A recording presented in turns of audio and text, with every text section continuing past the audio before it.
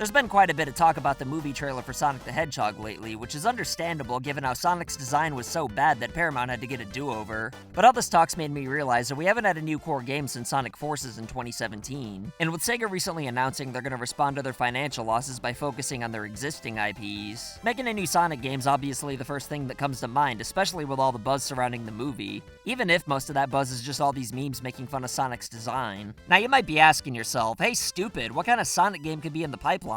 Well, I don't know, dingus, but I do worry Sega's gonna push the panic button and rush a Sonic game out before it's ready, because that's really not gonna do a whole lot to help the Bill Burr shake the reputation of mediocrity. So put your high tops on, microwave some chili dogs, press the subscribe button if you haven't already, and allow me, Tiger Beat Magazine's 3-time Heartthrob of the Year Cameron, to tell you the dangers of a new Sonic game being rushed out in 2019.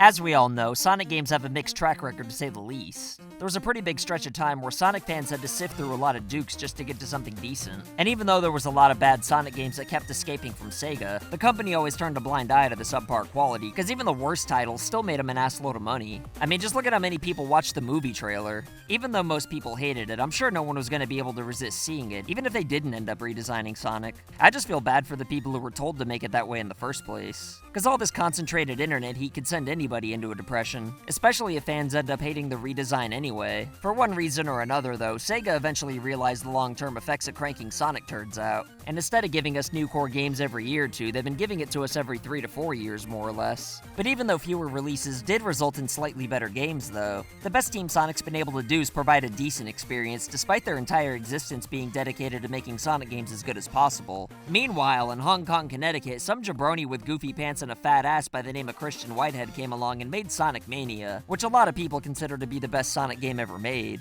I'm sure there's a lot of you out there who want to punch me in the ass for saying that just because the game's so simplistic. But the simplicity is what makes it such a good game. It's straightforward and doesn't try to be anything that it shouldn't. And I don't even care if it was made with Windows 95. So if Sega's absolutely gotta crank a Sonic game out to get those profits up, then I hope they at least take more time on whatever 3D game we know they're working on. And in the meantime, give us another Sonic Mania game, this time without the nostalgia pandering and level rehashes. Because it's only been a couple years since the last 3D Sonic game, and if the next one's not considerably better than Forces, then the initial high sales would only be a short-term solution for a long-term problem. 3D Sonic's gotta try something different, and to its credit, every main 3D Sonic game that's come out since 2006 has been a lot different from the one before it. But for some reason, they've never found one formula that's universally beloved. Meanwhile, 3D Mario's constantly reinventing the wheel, and it's always at worst still great. And I think that's because Nintendo's never been in a rush to get Mario games out. Well, except for the last couple of 2D games, but still, even those are better than most Sonic games. And I know it sounds like I'm peeing all over the blue blur right now, but I'll have you know that I've been a huge fan since Sonic Tuesday.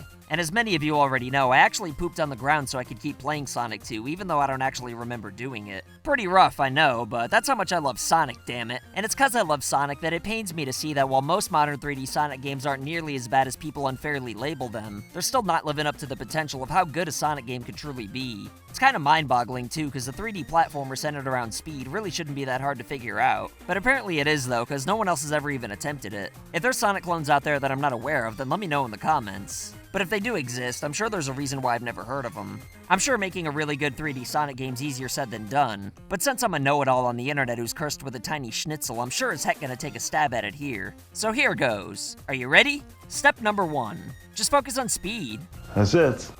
Sonic Forces took a step in the right direction by adding a lot more speed, which actually means they should have earned a spot on my top 10 so-so Nintendo Switch games list. But even in that game, there's still far too many slow platforming sections that aren't terrible, but merely tolerable. Whenever anyone reminisces about how great Sonic Adventures 1 and 2 are, most people think about riding a door down the streets of San Francisco that have ramps for some reason, or even this giant whale chasing you down trying to borrow Tree Fitty. Beyond moments like that though, no one really remembers much else about those games. So if you ask my fat ass, I think Sega should just keep Sonic on the move. And I think the Desert Ruins Zone 2 stage in Sonic Lost World did a great job at this. Sadly though, nobody ever played this stage because it wasn't the first level, and to make matters worse, it was on the Wii U, which I'm pretty sure you needed a special permit or something like that just to have one. Speaking of Sonic Lost World though, I thought that game made the best attempt at providing speed, while for some reason being hell-bent on retaining the slower platforming sections that are in the Sonic blueprint for reasons I'll never understand. The reason these slower sections in 3D Sonic games suck noodles though is because the controls were made with speed in mind, but Sonic Lost World at least had a run button to make these sections less frustrating. The fans were pissed at the idea of a run button because it's not something that belongs in a Sonic game, which I do half agree with, but their anger is misguided because slowing Sonic down without the run button actually made the slower sections better. The problem is that these sections shouldn't have even been a part of a 3D Sonic game to begin with. It'd be like if they added guns to a Pokemon game, but only getting mad about the shooting button. No matter how good Sega makes slower platforming sections in 3D Sonic games, they're still never gonna hold a candle even to a game like Gex 64.